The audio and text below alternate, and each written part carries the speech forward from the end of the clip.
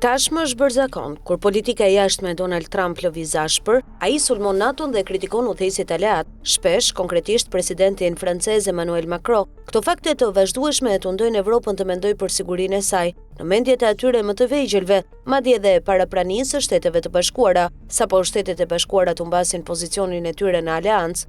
Pozicioni i tyre inferior do të ndryshojë rrënjësisht botën e sigurt të Europës. Ndryshimet në numrin e trupave amerikane në Europë, kërkesat më dobta politike dhe një rol i reduktuar për Shtetet e Bashkuara në inteligjencë, logjistikë dhe funksione të tjera kyçe për shkak të shqetësimeve të sigurisë. Të gjitha këto tani janë pak për evropianët derisa të rimendojnë se si ta marrin përsipër kontinentin. Parisi është i vetëdijshëm se largimi i amerikanëve nga Europa nuk është më një perspektivë e largët, e ardhmja shpesh shihet si një skenar për cilin Evropa mund të jetë duke u përgatitur. Franca është më e përshtatshme për të lehtësuar përshtatjen e Evropës dhe një roli më të vogël për Shtetet e Bashkuara. Ekziston kultura e luftës strategjike, kërcënimi bërthamor si një faktor rrjedhës, historia e operacioneve ushtarake në shkallë kontinentale dhe lëvizja politike në shkallë kontinentale. Megjithatë, ajo ende vuan nga masa, numri i forcave ushtarake, ekosistemi logjistik dhe përpjekje industriale. Lufta e Rusisë kundër Ukrainës prodhoi veprime praktike që ishin të rëndësishme për qëllime strategjike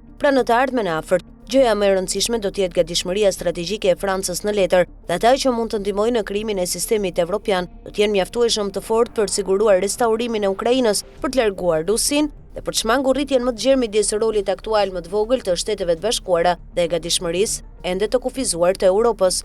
Franca është vërtet afër çdo vendi tjetër të BE-s, deri në atë pikë sa bëhet një lidere strategjike e Europës. Kjo është fuqia e vetme bërthamore e BE-s, një nga pak popujt e pasur në kontinent me një bazë industriale mbrojtëse, pasi nuk ka një nivel real autonomie. Franca ka një ushtri të rrallë për Evropën, të aftë të luftojë njëkohësisht në kategoritë e rrjedhës kontinentale, operacioneve ekspedituese dhe luftës me intensitet të lartë. Mos keni frikë nga pasuria e Francës. Ale, padyshim, është e nevojshme ta grapisim atë. Nëse Evropa duhet përballet me rolin në ndryshim të Shteteve të Bashkuara, atëherë nuk do të ketë mbështetje të besueshme për të, e cila bazohet ose në Gjermani, Britaninë e Madhe, ose në një krah të ngjashëm, nëse një model i ri sigurie mund të vijë menjëherë në Francë. Për më tepër, Parisi e ka perceptuar prej kohësh vonesën nga Washingtoni si një problem. Ky koncept mori formë në vitin 1956, jo shumë kohë pas krijimit të NATO-s. Sipas vlerësimeve të grupit të ekspertëve Bruegel në Bruksel dhe Institutit Gjerman Kele për të frenuar agresionin rus, pa mbështetjen efektive të SBA-s në afat të shkurtër, Evropa do të ketë nevojë për 300.000 shpenzime shtesë ushtarake,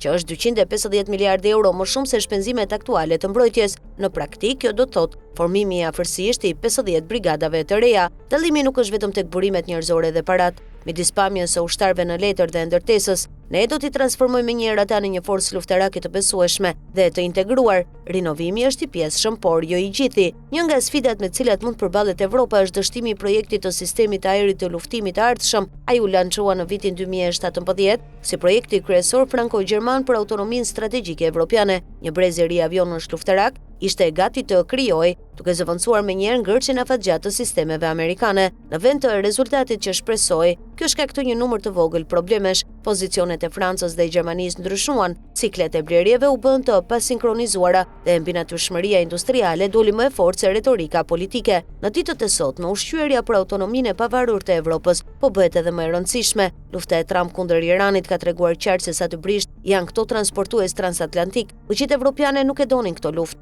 Ato zyrtarisht nuk u konsultuan siç duhet, vunë në dyshim sillishmërinë, ashtu edhe logjikën e tyre strategjike dhe ka të ngjarë të tërhiqeshin në përshkallëzimin e pashmangshëm të konfliktit në rajon nën qeverinë amerikane, por trashëgimia e këtij konflikti goditi edhe Evropën. Evropa mund të kërkojë një rol më të madh për Francën në kohë dobësimit të korrave amerikane, por nuk dihet nëse pozicioni aktual francez ka të ngjarë të ndikojë në zgjedhjen e fatit të keq që po vjen, shkruan European Justice. Sigurisht Franca nuk ka gjasa të zëvendësojë ndonjëherë arritjet e SBA-s në Evropë në një marrëdhënie të përhershme. Ajo nuk ka shkallën e Amerikës, as arkitekturën që do të sigurojë komoditet. Nuk ka nevojë të mbushet aleanca me çmenduri.